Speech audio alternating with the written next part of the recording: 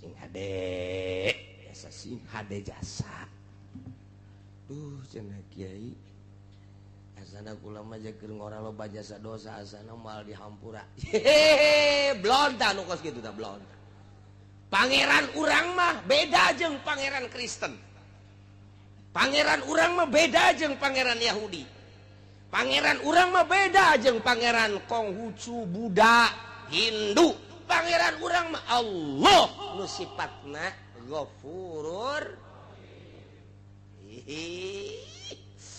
sangkirang loba dosa apan pangeranna maha Ghafur Ghafur teh hartina wazan paulun cek tukang ngaji mah segat mubalaghah maha hampura sangat ngahampura sabaraha dosa sia sakolong langit hampura ku aing pan aing pangeran tenang tenang aduh cenah baheula ngadu koprok ulah kakarak jadi tukang ngadu koprok bandar koprok di hampura aduh cenah tuh kuari bandarna teruskeun bae si blon meureun tobat asal tobat ka Gusti nu mentek nu bahaya mah mutuskeun rahmat eta tah ulah ngalamun bae di imah duh dosa aing mah gede jasa ya terutama maling lah sana aing mal dihampura deuk maling deui bae eta blon da jelema inna rahmati wasi'at kullasyai inna rahmati sabaqat rahmat kaula ngaleuwihan tina seluruh perkara rahmat kaula geus teu heula urang mah boga pangeran teh maha Ghafur asal urangna tobat ka Gusti Allah Subhanahu wa ta'ala ketika urang mabok baheula pernah zina baheula naudzubillah min zalik bogo judi mah di mana aya topeng lenong di dinya urang main koprok di dinya urang main dadu rolet jeung sajabana nah kuari barang ngaji teh pagawean aing kumaha yang ke di akhirat asana aing diputer-puterkeun ku baheula nah tobat ka Gusti Allah ketika urang tobat astagfirullahalazim Gusti ampura dosa abdi baheula hiji abdi sok main koprok main dadu main rolet aduh ampura deres mun menang melehan bae Gusti saya teh tobat cak Gusti Allah ari pa abdi nyahoun hamba kaula anallahu robban bahwa nyana boga pangeran nu ngaran Allah nyana keur mentah hampura ka Allah aing teh cak Gusti Allah berarti nyahoun nyana ka pangeran nu bener aing jeung aing teh maha Ghafur geus hei hamba kaula ngahampura ka anjeun geus dosa anjeun koprok dadu rolet judi deung sajabana dihampura ku aing beres sorga ya Allah aya lenong main deui aduh cek Gusti kabar bisa geus tobat ka aing main deui bae blon teh budak menang minggu malam minggu judi malam Senin tobat deui ka Allah astagfirullah astagfirullah Gusti nyahoeun nyana boga pangeran nyana ngaranna Allah sok ngahampura kuari sia keur menta hampura ka dihampura kuari geus salamet malam Kemis judi deui aduh cek malaikat kamari judi kuari tobat mari deui judi tobat deui tetep aing memang tugas nulisan bae nulisan bae nya nama tuh tetep bae 10 kali maksiat 10 kali tobat dihampura bae Gusti Allah mah 100 kali maksiat 100 kali tobat dihampura bae ku Gusti Allah mah beda jeung ka urang boga salah kaki jayet minta hampura dihampura ku ulah deui nya 2 kali nyeun sia kabarieun salah kuari salah deui bae hampura deui kudu hampura geus awas tah nista maja tinggal hiji deui sia awas sia geus maja sia ieu kadituna tinggal ka mana tetas maja Aduh, barang nyian salah deui ka 3 kali. Gas, indet sia. Angkat kaki sia di imah aing. Boro-boro ka batur ka anak ke.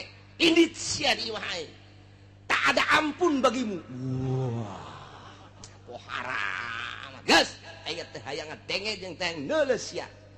Gurat batu datang ka detik ya. Indet sia. Eueuh hampura. Urang mah kos kitu.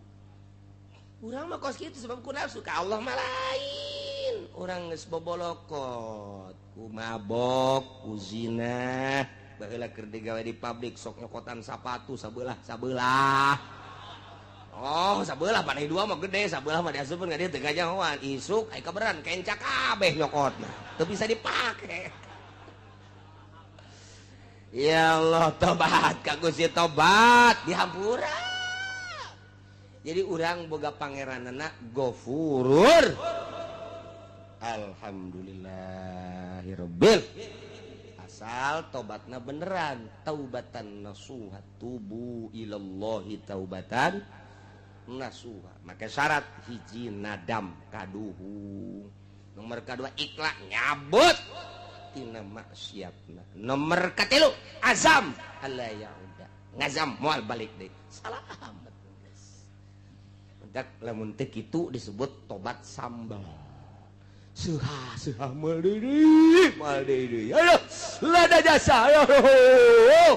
Isukan aya jengkol ngora, sikat deui. Tobat sambal ngaranna. Pos awewe ngalahirkeun ngomong deui. Anu ngomong deui geuning jasa. Menang 40 pe huhahe melendung deui. Tobat sambal lu pas gitu kan. Aduh, Masya Allah. Dihitung-hitung deh, geus 14 anak. Eleh, kotok ngileungleup. Tuh masalah sih. Katerusanana ieu. Wa huwal qahiru fawqa ibadihi wa yursilu 'alaikum hafazah. Berarti Gusti Allah teh maha luar biasa lantaran ilmu gaib aya di Gusti Allah kuncina eueuh saurang-urang acan nu nyaho nu ngaheeskeun Gusti Allah anu ngahudangkeun Gusti Allah nu ngalempangkeun digawe Gusti Allah kemudian paeh terakhir ge nu ngamaehkeunana Gusti Allah deuk saha deui atuh nu leuwih ti Gusti Allah yang moal aya nu mantak wa huwa Gusti Allah teh al-qahir anu ngalindih anu maha kuat anu ngelekeun luhur Gusti Allah fauqa ibadihi ngaluhuran seluruh hamba ulah macam-macam Allah nu ngaayakeun ti eueuh apa aya hiji perkara nu aya teh tanpa diayakeun ku Allah moal aya eueuh menang eueuhkeun Gusti Allah apa aya hiji perkara eueuh lain dieueuhkeun ku Gusti Allah moal aya nu ngayakeun barang nu aya langit katut eusina bumi katut eusina Gusti Allah nu ngaeueuhkeun perkara nu geus aya nang Gusti Allah al-qahir fauqa ibadi sing hade jeung Gusti Allah mah nu ngaayakeunna Allah nu ngaeueuhkeunna Gusti Allah wa huwal qahiru fauqa ibadi anu ngahirupkeun Gusti Allah nu maehkeun Gusti Allah nyehatkeun Gusti Allah ngageringkeun Gusti Allah nyugihkeun Gusti Allah nyusahkeun Gusti Allah makirkeun ngamiskinkeun menang Gusti Allah kabeh eueuh nu kaluar ti Gusti Allah wa huwal qahiru fauqa ibad apa aya nu lain nang Gusti Allah eueuh cenah dokter nu nyehatkeun dokter lagi modal ulah waka kabatur sia dokter sia bae heulanan leglegan Gusti obat teh modar-modar keneh bae nang Allah berarti ulah dikira urang berobat ka dokter namun urang itibat nang dokter kudu maca 2 kalimat syahadat sing hade nu nyugikeun cenah bos urang bos lage kadang-kadang susah deui teu saeutik nu kamari ieu sugih ku ari susah embungeun jana susah cak Gusti Allah susah sia susah bae Gabari di zaman gusuran di tahun 72 mulai tahun 70 hiji asup gusuran ke Pasar Kemis tanah teangan seukur 75 rupiah murah jasa jelema ngajar ruang meuli simking meuli ponik sepeda teh wah luar biasa tahun sakitu tah kulantaran atuh abah kula mah henteu gusuran atuh kula mah makena henteu ponik henteu simking makena mobil mau sepeda nu gede teh bae. Nu gede teh kadang-kadang mah berat ku sepeda, moal mawa sepeda aing geus. Eta, wah kabelah dieuna, wah mari motor. Belah dieuna makin naik harga tanah meuli mobil. Oi, belah dieuna pisan. Di tahun 80 ka dieu, wah eta luar biasa jelema ngajualan tanah. Meuli angkot aya nu 30 aya nu 20 hirup keneh nu kamari boga angkot 40 kuari teu boga sapeda aja moal dibejakeun jelema ge aya kuari di dieu tadi ge sasalaman jeung kura iya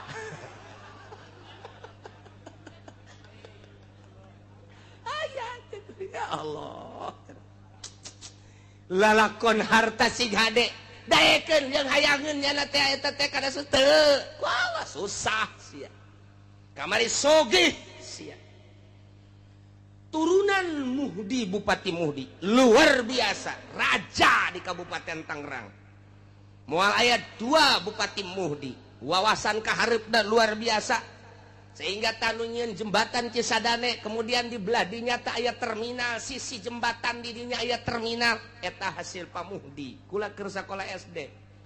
Begitu datang gubernur Jakarta dicacat ku gubernur. Cak gubernur teh Pak Muhdi pikirannya terlalu pendek. Ini paling 10 tahun. Kita berwawasan harus 50 tahun ke depan. 10 tahun penuh ini di sini. Jangan di sini Cak Leli buat terminalnya. Walaupun enak sekarang 10 tahun bener baik. Nah iyalah gubernur Jakarta sakara. Ali Sadikin. Oh, ulah naik yang siapa? Ali Sadikin. Wawasanna luas, oh benar. Tapi di alam, sebab naon? Nyana menciptakan sebuah terminal anu luar biasa strategis. Nah, di daerah Gondrong, Cipondoh asup kadinya, di Pasar Kemis, Balaraja asup kadinya. Soal strategi diakui, tapi soal ke depan paling 10 tahun. Baheula kula inget bae istimewa. Pak Ali Sadikin memuji Pak Muhdi. Sugih Pak Muhdi teh, eureun.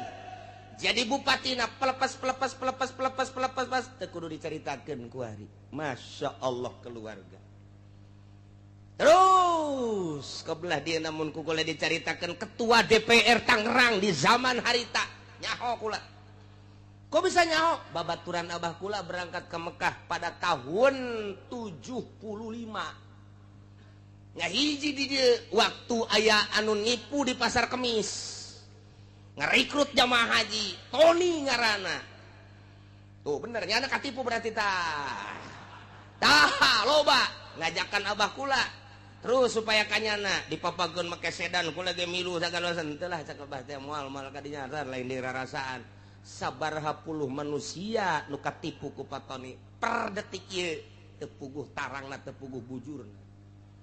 Abah kula mah jeung urang Tangerang jeung ketua DPR nyana nu milu ka dieu sugih jasa kanyahoan sugihna angkot Tangerang Kalideres Cengkareng nu nyana kabeh di samping nyana jadi ketua DPR moal dibejakeun ngaranna sebab gua geus tarusah aya incuna ku nu ngaji ka dieu seuri bae nyana heuh bener nya sasalaman tadi ge sasalaman aya incu si eta naik angkot kuari mah baheula boga angkot kuari naik angkot keur carita harta sugih jasa pat susah jasa kuari nang saha eta nang Allah wa huwal qahiru fauqa ibadi Soeharto 32 tahun ngajabat luar biasa harta ku jadi korup wah luar biasa nu ngadaharna lainnya rugi amat mana hese beleke hasil korupsinya di sidang tetap dihareupeun Allah di Rabbul Jalil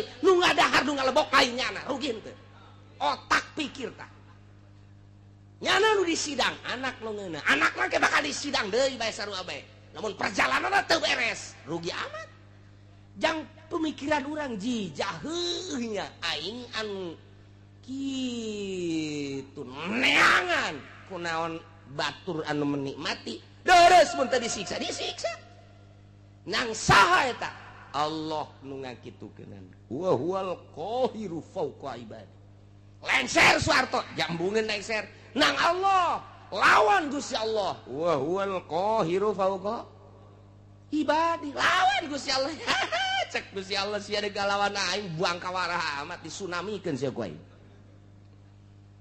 di Denmark nyaci maki Kangjeng Nabi Muhammad di Amerika nyaci maki Kangjeng Nabi Muhammad demo di unggal negara teu dilingseuh ku negara ku pimpinan negara masing-masing dek keluar ti Indonesia teu meunang di berbagai negara dek demo teu bisa tinggal ngadoa ka Gusti Allah Kangjeng Nabi nu Gusti Allah abdi nu Gusti Allah nyeri mah nyeri bae tapi apa daya ieu Gusti abdi mah nyanggakeun ka Gusti dibere angin badai Amerika wah luar biasa parem kerugianna 590 triliun dolar ji ulah dikira macam-macam ku ari teu loba omong Muhammadan teu loba omong gua teu neko-neko lawan sia Gusti Allah wa huwal qahiru fawqa ibadi lawan Gusti Allah aing mah dicaci maki ge ku sia ja tetep iman ka Kangjeng Nabi Muhammad caci ku sia maki ku sia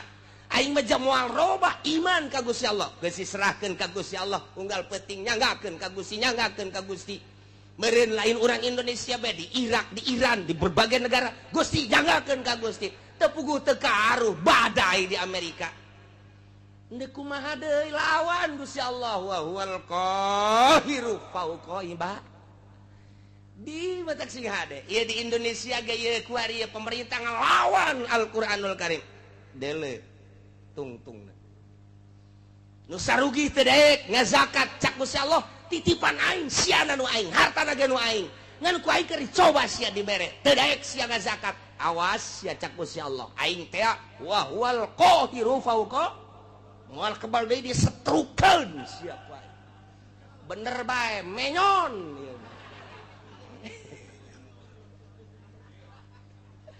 nu menyon ka katuhu nu menyon ka kenca nu leumpangna ingkleug-ingkleugan janu sugih eta teh ku sebab teu daek zakat rasakeun sia Allah ma wa huwal qahiru fawqa ibadi wali Allah ma asal geus teu daya teu upaya geus gado ajang bangsa jeung umat nyanggakeun ka Gusti jadeg ngalawan kumaha tuh dek ngalawan kumaha aja bejana asal ngalawan rantai jeung teu puguh pamimpin mun puguh pamimpin mah siap sadajan di rantai ge pamimpin ieu teh anu endek arah jujur jeung adil doa bae ka Gusti ngadoana ngan teu meunang menta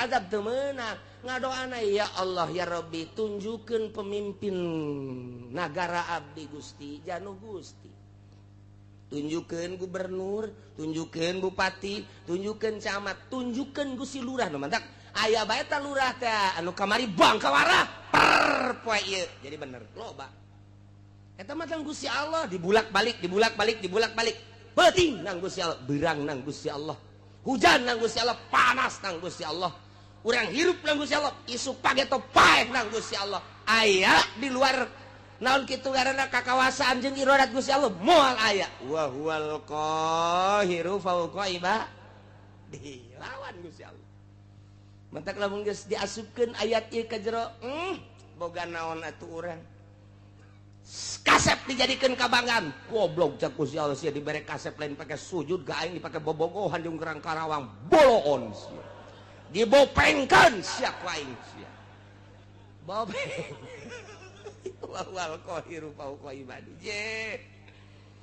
dibere geulis lain pake sujud ka Gusti Allah endahan pake di layar kaca di layar perak layar emas boloon ta budak deleukeun ku aing sia moal kebal deui keriput ngedadak wa huwal qahiru fawqa ibadi lawan Gusti Allah ya Rabbi contoh nu sugih jadi susah lain setik nu gagah jadi lemah lain setik nang saha nang Gusti Allah nu turun tina jabatan anak langsung nang Gusti Allah kitu kene nu susah jadi sugi nu lemah jadi kuat anu rakyat jadi pejabat ngabuadeg ku ari mah nang Gusti Allah wa huwal qahiru fawqa ibad itu daya teu upaya urang mah aya nang ngayakeun Gusti Allah hiji perkara nu aya di luar pengadaan Gusti Allah nang Gusti Allah moal aya hiji perkara lain nang ngeukeun Gusti Allah moal aya atuh berarti aya jeung eueuh nang Gusti Allah hirup jeung paeh nang Gusti Allah ieu lawan tah wa huwal qahiru fawqa ibad asupkeun ka jero hate urang pelakeun tanamkeun Gusti atuh abdi mah teu aya nanaonan mata nu ku abdi dinikmatin nu Gusti waya dicokot mah dicokot bae engke bahkan rabun-rabun ceuli nu pake ngadengekeun sagala kanikmatan suara-suara nu Gusti supageto mah ditorekeun ku Gusti eueuh nanaonan contoh tatangga abdi geus teu neuleug geus teu ngadenge dicabut ku Gusti meureun isu pageto mah abdi Gusti nu Gusti seserahan urang ka Gusti nyerahkeun sadaya-daya irung bisa pakai hirup udara nage nu Gusti anu ku urang dihisep kajero keluar kajero oksigen alam ti Gusti sing hade teh ketika ku urang dihirup aya di dinya teh nur ilahi jadi makrifat ketika kurang dihirup kadinya aya tetapi panyakiteun jadi darah tinggi hirup kurang jadi virus dan lain sebagainya itu ya orang menang Gusti wa huwal qahiru fawqa ibadi sing hade dihalangan ku dokter make masker teu meunang aya penyakit asup nu pangheulana kena penyakit nu make masker jieu atuh geus ku kitu bae to ti Gusti Allah sakadar suruat sareat mah yehe horeganan lamun geus cak Gusti kitu bae geus teu bisa ngan memeh datang ka hakikat eta urang dikudukeun bersyariat tetep kudu bersyariat aing mah diuk bae dahar teh dahar ge kumaha Gusti geus datang encan sia ka dinya geus datang encan lamun kayakinan sia geus datang ka dinya bakal bener tapi lamun sakadar ngadenge surah encan kayakinan mah bisa payah kalaparan sia ulah tetep bae sapoe geus nu mere dahar mah nginum ji aing jadi kos kieu ya geus jadi kunang-kunang poa pae geus kurang keyakinan sebab naon sia keyakinan ka Allah na melalui naon coba heula mentak teh mah kudu ditungtun ku guru thariqah untuk mencapai hakikat lantaran make contoh-contoh kapan ji keyakinan teh aya ilmu yakin aya ainul yakin aya hakul yakin lamun urang geus datang ka hakul yakin dicontohan ku cak-cak teu kudu hese Imam Syafi'i mah dina hikam nya mah nyonton make cak-cak urusan rezeki teh kumaha cak-cak cicing bae iber henteu ka mamana henteu nu datang dahareunana ka nyana atuh nanaonan tareungit datang ka nyana coba jeung panyakit eta reungit nyanana cicing bae cak kunaon tuh reungit ka dinya caplok pan eta dahareun nu datang ngaranna dahareun tah mun urang geus boga kayakinan model cak meunang cicing bae urang geus lamun aya kiai cicing bae kiai cak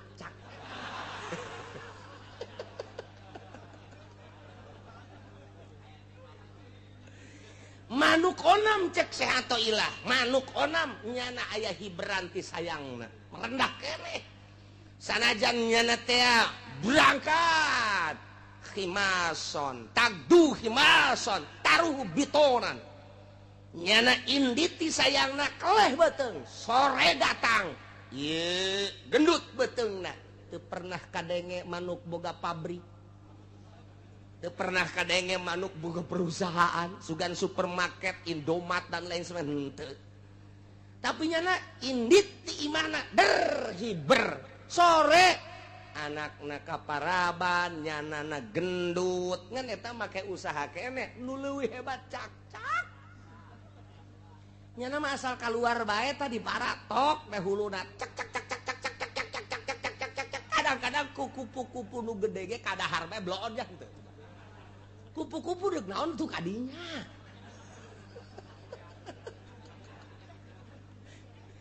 nang saha eta ngatur nang Gusti Allah wa huwal qahiru fauqa ibadihi gua rendut eta cak-cak pohara jasa lempang teu daun teu dahareun nu daratangna atuh berarti urang mah ieu blon eleh ku manuk eleh ku cak-cak make jeung gelut sagala urang mah neangan sesuap nasi make jeung teu salat sagala neangan sesuap nasi eleh ku cak-cak eta cak cak cak cak cak kadengena doang kurang padahal mah Allah Allah Allah Allah Allah Allah Allah Allah Allah Allah Allah Allah Allah Allah Allah jika kadengena ku urang cak cak cak cak cak cak cak cak cak lamun urang dibere kaberenehan sieun ka cak-cak sebab nyana teh muji Allah Allah Allah Allah Allah Allah Allah urang lamun keur hees kieu aya cak-cak aja urang dibere kaberenehan Allah Allah Allah sial nyinggung aing sial sia Allah Allahan aing kerek bloon sia bisa dipaehan ku urang cak-cak tak eta kitu teh eleh ku cak-cak urang waduh si atoh ilah mah geus pohar jasa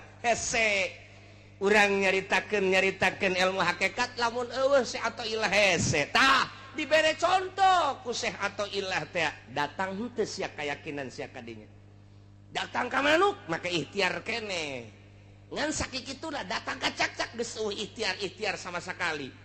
Urang datang ke mana? Kudu aya nu nungtun, mimiti ngaji heula supaya ilmu, aya ilmu. Geus aya ilmu, ngaranna ilmu yakin. Ye, bener ya, naik dilaksanakeun supaya datang ka ainul yakin. Sageus datang ka ainul yakin dibere deui hak. Jadi hakul yakin. Geus datang ka hakikat di dinya. Nikmat hirup geus datang ka dinya. Lawan Gusti Allah. Wa huwal qahiru fauqa ibadi. Gusti Allah maha nu maha ngalindih nu maha gagah saluhureun manusia saluhureun hamba.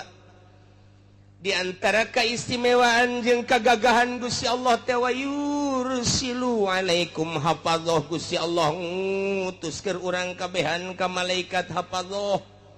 Malaikat hafadzah teh malaikatun tusi amalakum malaikat anu tukang ngitungan jeung nuliskeun kana amal-amal urang. Likulli insanin malakani tiap manusia aya dua malaikat malakun an yamini hiji malaikat dikatuhun wa malakun an shimalihi kadua malaikat dikencaeun sing yakin sing hade aya dua malaikat posisina cek sakaol mah di dieu malaikat teh cek sakaol mah di dieu di bibir katuh urang ditungtung bibir kenca urang cek sakaol mah nyana teh dipundakeun urang eta mangan sakadar caritaan-caritaan beuki ka jero nu jelas aya dua malaikat yakinkeun deuk di mana bae posisina hiji katuhu nu hiji di kenca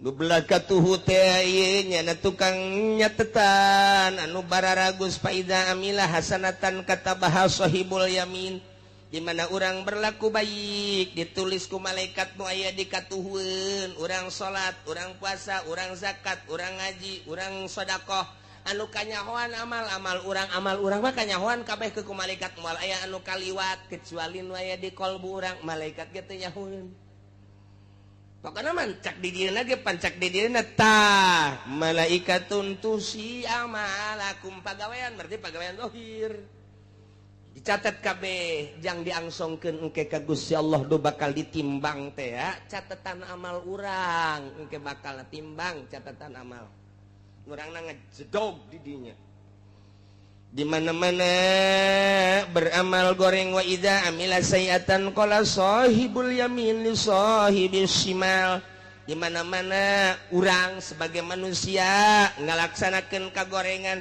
cek malaikat nu katuhu bebe jaka malaikat anu kenca isbir ulah waka dicatet heulana ulah waka cek malaikat nu kenca pannyana ieu geus maksiat heula la'allahu yatubu minha sugan bae nyana tobat geus ulah waka dicatet karunya engke di akhiratna masyaallah waharajas ketika beramal bagus langsung catet. Tapi ketika beramal goreng malaikat nu katuhu nganasehatan isbir ulah ka cak ulah ka cak nu kenca padi geus beramal goreng nya keula lalahu ya tubuh boting tobat ke abeh ulah aya catetanana oh geus tunggu aya ki haji ngebonceng si mbak cak anu katuhu ulah ka catet ulah ka sabar heula sabar oh tobat beres balik Ki Haji seserian mantap jasa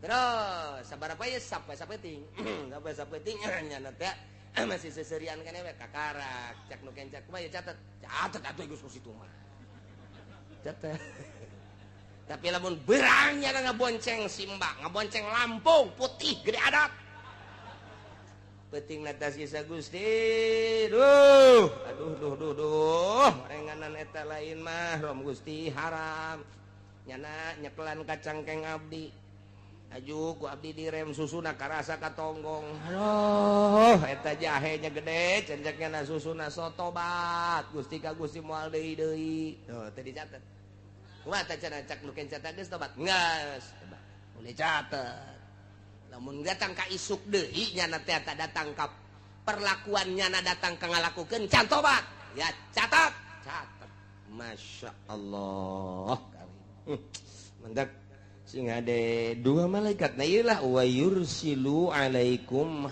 hafazah dua malaikat jadi akhirat buku urang aya dua hiji nu belah katu nu hiji belah kanca dihijikeun dibuka satu persatu tet salembar demi lembar salembar demi lembar salembar demi lembar tenden di mizan timbangan nu kanca tenden di mizan engke mizan nu katuh nu ieu mizan nu kanca nu ieu beratan buku nu mana urang naya di tengah-tengah di dinya sedengkeun timbanganana segede dunia nu deuk ditembangna segede Haji Asep leutik jasa cek urang atuh tah teu kudu gede-gede naon eta deuk nembongkeun kadahsyatan Gusti Allah buku ditimbang amal teh katuhu jeung kenca cek urang dihadapkeun ka dieu urang geus beureumbang ka mana ye aduh puyeng urang makanya ditonton ku manusia kabeh Haji Asep maju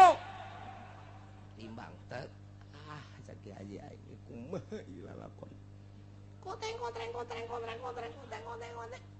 masih kena oyak-oyagan tah jelema ge mah nulukun nu kiceup-kiceup ngenca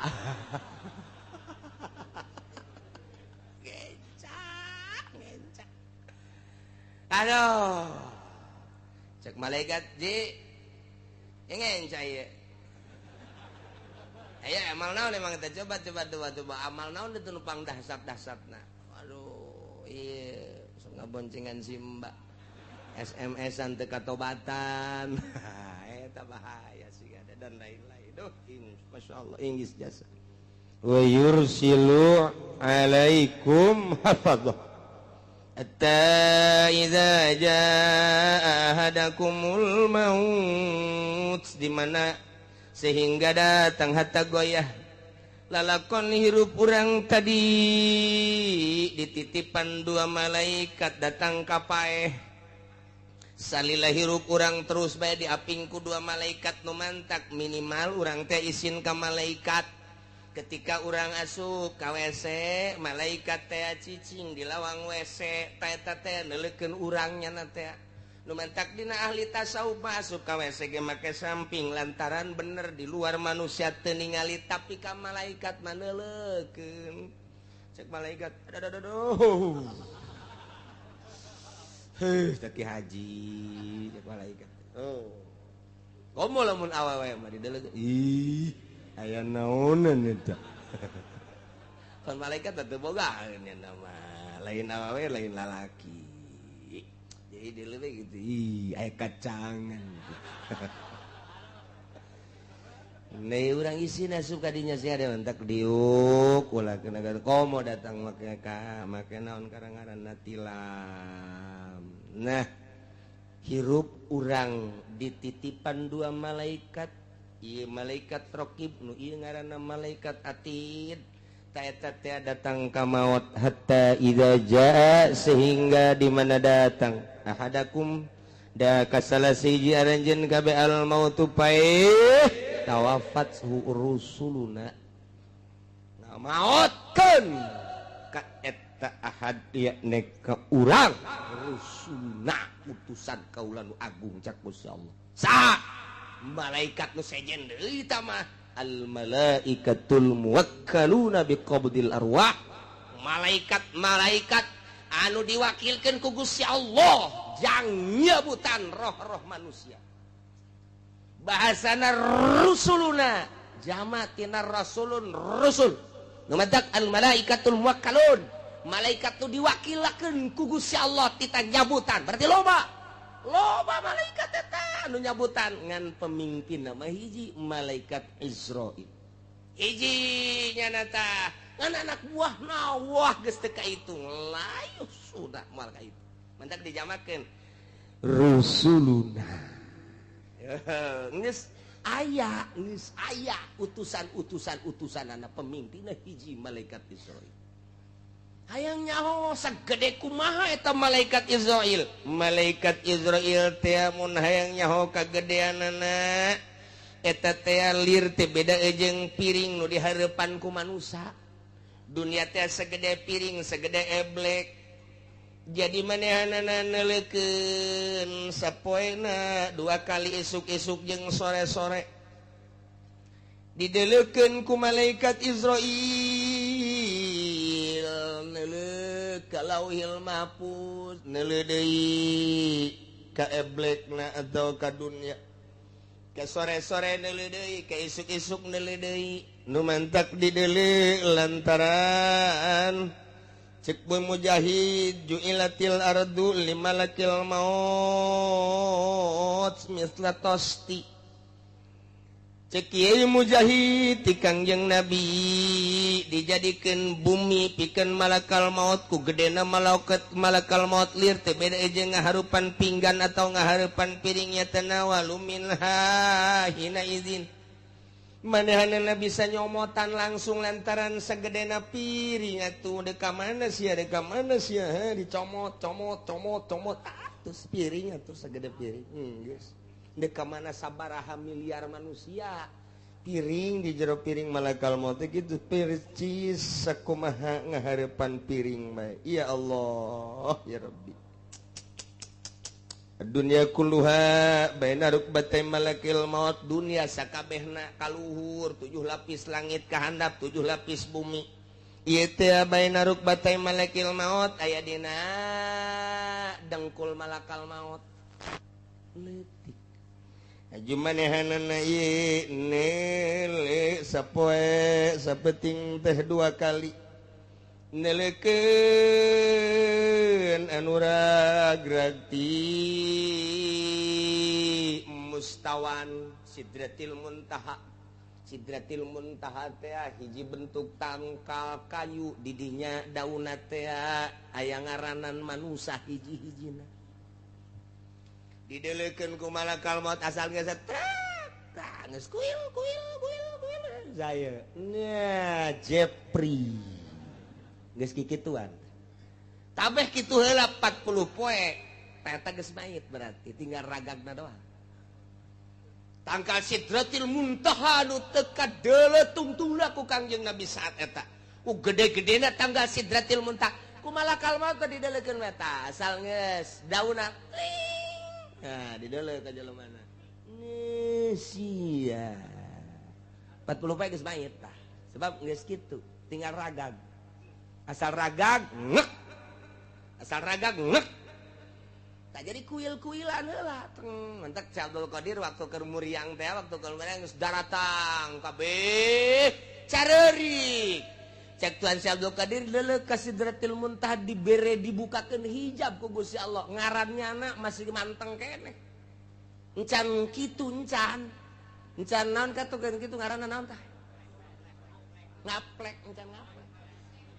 Jadi masih ajeg kene cek Tuhan Si Abdul Qadir ulah ceurik kabeh wahai para pamajikan, wahai para anak dulur kabeh lantaran abah nu ieu moal kapae gering nu ieu mah. Sebab tu deuleuh masih kene can ngaplek ka hiji. Nomor kadua anak abah nu ngaran Abdul Razak masih kene aya di tonggong abah. Dibere tah. Pak Haji ge engke datang ka ieu mah kitu bae. Lamun muriak malah kapae abah mah. Kadeule di Sidratil Muntaha tuh teger keneh. Prak isukna modal.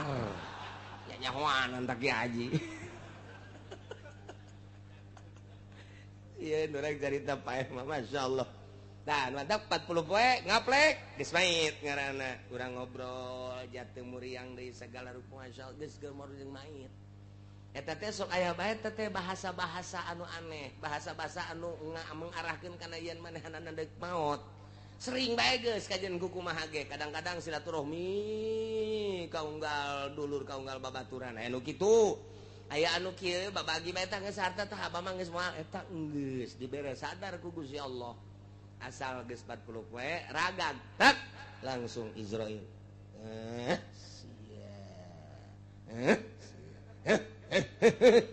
Asupkeun ka kantong. Set. Eta kantong eta teh mun kurang ditarik hirup deui. Kantong ruh. Ya Allah ya Rabbi, endek lumpat ka mana tuh urang? Boro-boro ku Gusti Allah fauqa ibadih al-qahir fauqa nang ngadenge malaikat mah bae kos kitu. Mentak ulah sok bloon deui urang hirup. Ya Allah ya Rabb. Tah eta malakal maut Israel jeung para penggawa para hadam-hadamna nyabut nyawa ketika geus datang ka ajalna. Wa hum la yufarritun moal lalawara moal sembrono sehingga kasalahan moal. Moal aya nu paeh kasalahan moal. Moal aya cak, ieu ieu muriang, nu ieu cager bugeun. Lantaran diri tu dan ieu tak, cak urang salah ta malakal maut. Tah gigireun ieu mah nu geus geringat 3 tahun.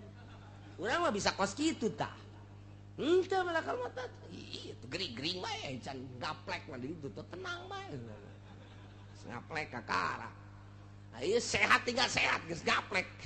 Cak malakal maut deuk ka mana sih? Deuk ka mana sih? Hidih jeung kabar sagala geus ngaplek bloon sia eta urang geus ngaplek itu mantak sing hade masyaallah eueuh nu kasalahan eueuh nu sembrono wa hum la yufarritun yana yuqassiruna fiha fima yumarun moal aya lalawora naon nu diparentah ku Gusti Allah can waktuna hajar bae moal aya malaikat moal aya bahaya tuh. Oh, emangna polisi diurang, hakim diurang, jaksa diurang, can waktuna ge. Hei, ieu mah geus waktuna ge lantaran nyogok. Eta teu kitu. Nya nama la yusuna ma amarallah. Geus kitu kumaha tah? Pae. Sumaruddu ilallah. Dibalikeun ka Gusti Allah. Allah teh maulahumul haqq pengurus Gusti pemilik anu lurus anu bener pengurus anu sabener-benerna dek dinaon ka lieu liujazihib dek dibalas ku ari mah urang diurus teh alah pengurusan majazi tah mah ke urang bebalik ka pengurus anu sabener-benerna Gusti Allah. Sakumaha nu baheula urang waktu di alam arwah balik deui urang ka ditu deui ka Gusti Allah tinggal kumaha babawaanana. Jadi di awak urang teh aya 2 nomor kahiji jasad nomor kadua ruh 2 ta eta teh ngasupkeun roh kana jasad diserahkeun ka Gusti Allah nyanggakeun sadaya-daya wa huwal qahiru fauqa ibadi ai jasad makasih kandel supliun bangsa handap zulmaniun bangsa poek bangsa zolim awak urang afanun bangsa bacin bau awak urang airuh mah latifun nazifun kohirun lelembutan lembut bangsa bangsa ulwiyun bangsa luhur ruh mah nazipun tohirun rahmaniyun rabbaniyun irah urang. Jadi bertolak belakang antara jasad jeung roh sangat berbeda. Sebab non sebab di antara roh dibere nafsu jeung syahwat. Dimentak di ilmu thariqah engke bakalna digambar awak urang teh lain sadzikir-zikirna. Digambar aya lelembutan posisi-posisina di mana roh nu mana posisina dek dibersihkeun ruh teh sebab urang mimiti ibadah teh make ibadah zahir fikih ngaranna kemudian orang make ibadah teh golbu kadituna make roh.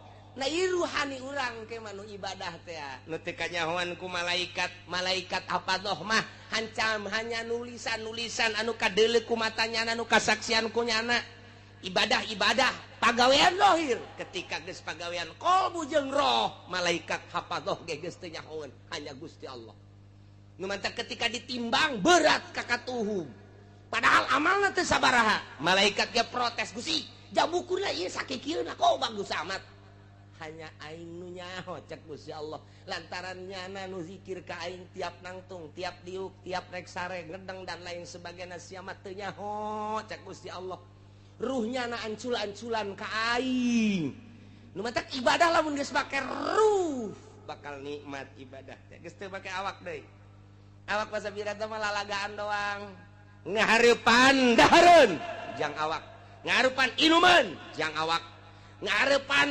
si mbak jang nu handap segitu bae tah hirup mah gitu bae tapi ketika ngaharepan bacaan Al-Qur'anul Karim golbu ruh ketika maca sholawat golbu ruh ketika istighfar golbu ruh ketika urang ngaji kos kieu ruh urang ieu teh keur mikir roh urang teh set roh orang narima karena keaslian bener cak roh teh kos kitu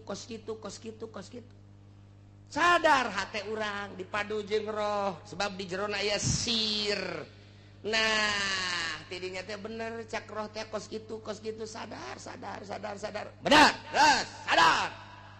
terus sadar kesalahan di jero majelis luar biasa tobat bener tobatan cak roh teh atuh ulah cilaka kabehan urang ke di akhirat oh nya geus tobatan bae urang ibadah bae geus ka Gusti Allah ketika urang teh ngahiji tak qalbu jeung roh teh kitu kaayaanana nah di dunia mah jasa kedeung geus urang mah ibadah bae geus ka Gusti Allah bener jasa eta urayan Al-Qur'an teh geus bener jasa cak roh teh kos kitu kaluar bae ti majelis taklim mio di start tang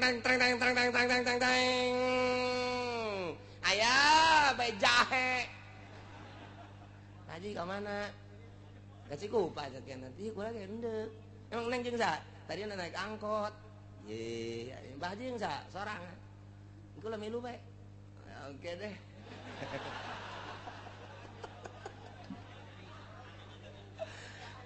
eta roh mata dendam roh tolol goblok cilaka sia cak roh cak nafsu ya cak nafsu terus bangunna putih ya ieu mah cak nafsu tah hawa nafsu cak roh ulah cilaka ieu cilaka roh mah pancet gen nazifun latifun nazifun tahirun rabbaniun roh pedang langsung ti Gusti Allah pangheulana diciptakeun teh roh memeh urang aya di alpaisana 2000 tahun sebelumnya dunia roh geus diciptakeun ku Gusti Allah. Ku ari tinggal diasup-asupkeun bae. Tata cakro teh aduh cilaka ieu asana balik ka Gusti Allah. Cilaka ieu balik ka Gusti Allah. Aduh cilaka jasa yeuh. Tetep we cakawan sudah lah roh ieu putih tanya. Dilalaunan-keun urang emang Mbak di mana cicinya? Di situ di Cikupa, dekat Citra. Iya emang sebelahnya. Pabuaran situ. Udah lama Mbak di lama udah pindah-pindah dulu pabrik ono baru sekarang pabrik itu ya. Lampungnya di mana Mbak? Saya Lampungnya di Krui. Jauh iya jauh makanya segen pulang. Sekira itu udah pernah kawin udah suami saya nggak bener ninggalin saya. Jadi sekarang janda saya. Pak Haji punya istri enggak? Punya sih. Atau punya juga enggak apa-apa. Emang di agama makan boleh laki-laki makan 2. Masya Allah mantap. Mantap jasa. Aduh guys luar biasa. Muringkak bulu ujianana. Aduh. Ya Allah. Ada nomor HP-nya enggak? Kata terus adlon. Cakro teh aduh haji cak nafsu terus asana hesen yang anu putih kos kieu hese eta mah adapun ka dituna mah atuh aing terus rumah tangga mah henteu atuh tah tuh babari eta mah ngaranna milik geus dihareupeun teh mah. Masyaallah, masyaallah, masyaallah. Eta kos kitu tah. Keur di jero majelis iya. Waduh geus tobat aing geus tobat. Keluar ti lawang majelis. Eueuh deui tak tobat. Masyaallah, masyaallah. Nah, awak kurang teh dua, roh hiji, jasad hiji. Nu mantak ke di akhirat roh teh ieu teh nyarekanan awak. Goblok cak awak teh aing mah pan bagus diciptakeun tungtung nama ka neraka jeung aing-aingna. Roh kan bawa ka neraka. Sial jasa cak roh teh. Ye, atuh cak awak teh sia teh kunaon daek bae lain hayu ka aing teh. Ye, pan aing mah bangsa robani, sia mah bangsana bangsa jismani. Sia mah pan sakifun, berat supliun bangsa andap zulmaniun. Tah, ieu teh apan ku aing jijieun alat sia teh. Aing teh teu bisa daya sebab aing mah latif, bisana aing kanyahoan aya di awak sia. Pan sia ngaji ka Cilongo. Pan harita ku aing tah eta nu bener mah, ulang ngridit urang tah eta nu akur mah. Pan atuh sia kaluar di majelis aju ngridit deui. Atuh sia teh ngabejaan ribut cenah. Di hareupeun neraka ribut. Cak malaikat ulah ribut sia. Saruana. Eta mah percis bae aya jelema buta ngan bisa lempang aya jelema neuleuh ngan teu bisa lempang. Kemudian datang eta anu bisa neuleuh ngan gempor teu bisa lempang ngobrol nyana tuh di hareupeun imah Pak Haji buah bola de jasa. Buah-buah cak nu buta sia bisa neuleuh aing mah teu bisa apaan. Gua kumaha ge buah tuh aing mah bisa maling. Aing teu bisa, aing bisa neuleuh doang ngan teu boga suku. Kumaha nyokotna tuh. Neuleuh bae aing saruat bisa lempang. Aing mah bisa lempang ngan teu neuleuh. Aing mah bisa neuleuh ngan teu bisa lempang. Barengan yuk bebarengan aing punggu ku sia. Ayo dipunggu. Nu gempor ku nu buta. Nu buta na ada dampak deui kebeneran. Ayo lempang cekelah. Ngarang lagi buta ngaler ngidul oh dah geus datang ieu ka tanggal buah dialaan ku nya tak geus balik tah eta nu bakal disiksa apakah nu beuntak apa nu buta.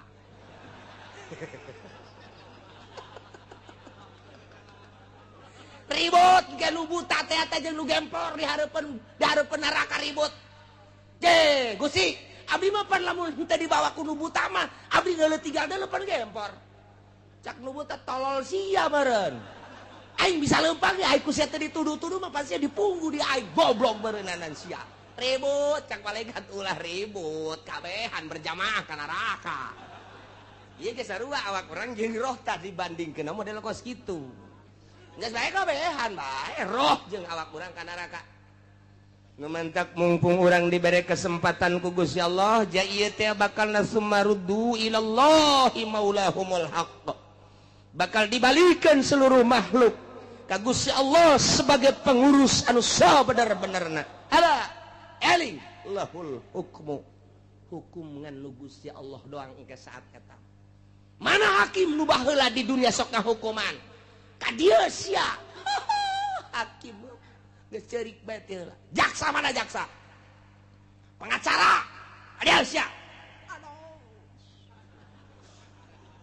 Nu baheula di dunia dibere kekuasaan hukum hakim teh jaksa teh pengacara teh termasuk polisi nu sok bawaanana termasuk pemerintah anu ngabsahkeun jeung ngawenangkeunana dipanggil ku Gusti Allah raja limanil mulkul yaum. Mana raja nu baheula ku tutang keteteng di dunia? Anal Malik cak Gusti Allah ai raja kuari. Ayo sia sabaraha tahun sia ngarajaan di Indonesia. Nyaon teu aya sabaraha fakir miskin, aya sabaraha anu yatim piatu, aya sabaraha rangda, tah nu rangda mah abdi nyaho. Tolol sia, goblok sia. Raja ditanya, "Sia nyaho rangda?" "Nyaho rangda mah cenah." Tapi nu geulis doang blon teh coba eta. Lurah tah mah tuh. dipanggil sumaruddu ilallahi maulal haqqi. Ada cak Gusti Allah eling awas ingat lahul hukmu hiji nu boga hukum Gusti Allah. Dekumbah engke urang peta urang sebab kekuasaan geus di aya Gusti Allah deui soal hukum di Gusti Allah. Neraka make ngalentab-lentab ngabuncal-buncal cai luar biasa ngagolak teh jangan ngagolakeun jelema-jelema anu maksiat. Jang ngulub jelema anu munkarat nu maksiat. Jang disate jelema-jelema anu kuari teu pararugu geus disadiakeun sateunana. Geus disadiakeun cai ngabuncal-buncal ngagolak ribuan tahun. Numun dikaluarkeun ku ari seuneu sagede jarum bae ge urang modar kabehan. Engke mah dikulub gadinya krebek kuari dasi ambai-ambaya. Kuari sapatu herang, mobil bisa gemilau anu luar biasa. Istana sakitu megahna salin ganti awewe ti mimiti nu putih datang anu hideung los. Engke sia rasakeun alalahul hukmu Gusti Allah nu boga hukum moal bisa ngadalil ngahujah aya kitaban di dinya dua malaikat hafadzah nu nulis mayal pizu min qauli illa ladaihi raqibun atid ucapan jeung pagawean aya nu nulis malaikat raqib jeung atid geus urang mah tinggal sadar wa huwa asraul Sibin Gusti Allah nu panggancang-gancang na ngahisab. Gas moal bisa ojah urang kukumaha ge. Mudah-mudahan urang kabeha dibere bisa tobat ku Gusti Allah. Boh pamimpin urang pamarentah nu sarugihna nu daragang, petanina nu ngaulan-ulinkeun pertanian, kiai-kiaina santri-santrina pedagangna kumna mudah-mudahan urang kabehan bisa tararobat ka Gusti Allah jeung mudah-mudahan pasti Gusti Allah narima kana tobat urang sehingga urang di akhirat salamet menang ridho Allah Subhanahu wa taala. Amin ya rabbal alamin.